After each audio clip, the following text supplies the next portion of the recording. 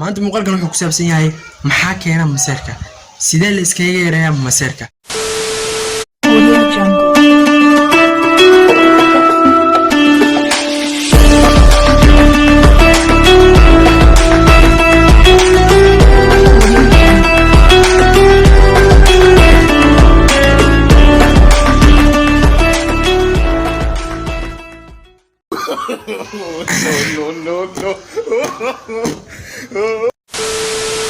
السلام عليكم ورحمة الله وبركاته. وانا سلام داوديال كسو دوادا موقع الكل انت موقع كسو دوادا ولاها جمعة كريم جمعة مبارك. يس فضلا هديتا مركو رجنا كسو بوقونيس وانا سبسكرايب سارتا ادركم تاجنالك. يس ما انت موقع كل حكو سابسين هاي maxaa keena maseerka, sidee la iskaga yareeyaa maseerka. waa laba su'aal isla socdo, manarana baqbaqda kugu badiyo tartiib soo dhigeyso jawi degan soo qaado. markaan qof jecelnahay waxaan rabnaa qofkaas inuu anagoo kaliya nagu koobnaado, naxiiseeyo, noona dhawaado.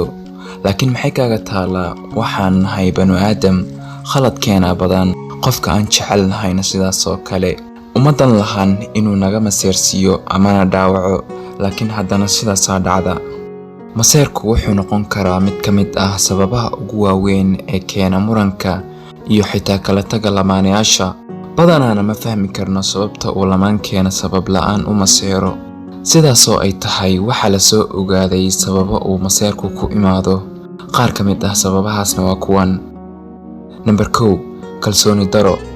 mid ka mid ah waxyaabaha halista leh ee sababi kara maseerka waa qofkaaga ama lamaankaaga oo aadan kalsooni buuxda ku qabin. haddii aadan ku kalsoonaan karin lamaankaaga, waxaad in badan la dhibaatoon doontaa maseer iyo walwal badan. Number 2, is-xiriirin la'aan. waa wax muhiim ah inaad ka warhayso jacaylkaaga, isaguna uu ka warhayo. balse haddii aad tihiin dad markay rabaanna isla hadla, markay rabaanna isku adkeeya, taas micnaheeda waxaa loo qaadan karaa inaad meelo kale ama dad kale haysataan.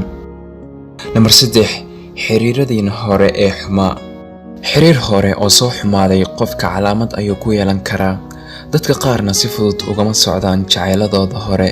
taas ayaana keenta inay mararka qaar soo hadal qaadaan kana hadlaan jacaylkooda hore. meeshaasna maseer aan loo baahnayn ayaa ka dhalan kara. waxaad tagay way tageen, xiriir cusub ayaad bilowday. mid tagay inaad dib u fiirfiiriso wax faa'iido ah kuma lahan adiga. Number 4, qofka oo dhanka xun wax ka eega markasta.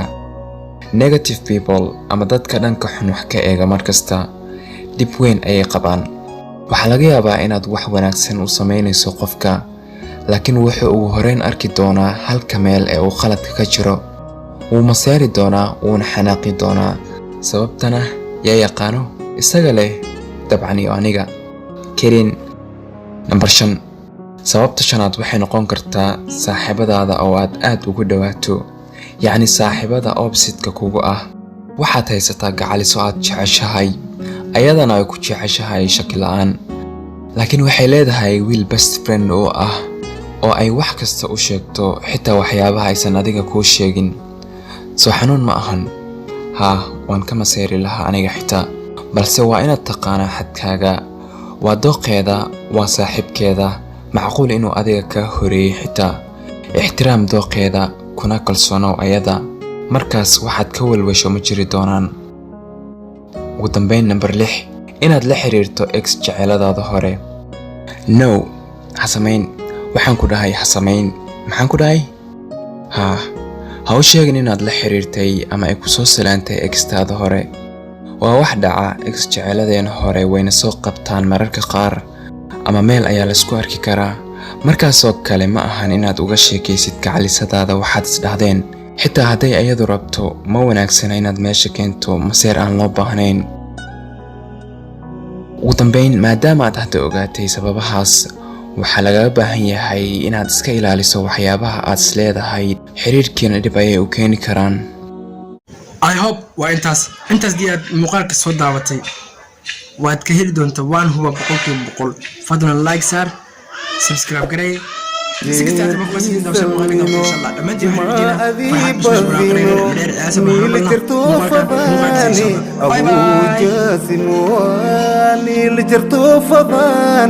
أبو جاسم صلى الله عليه وسلم سيد الأنبياء سفيك يا مصر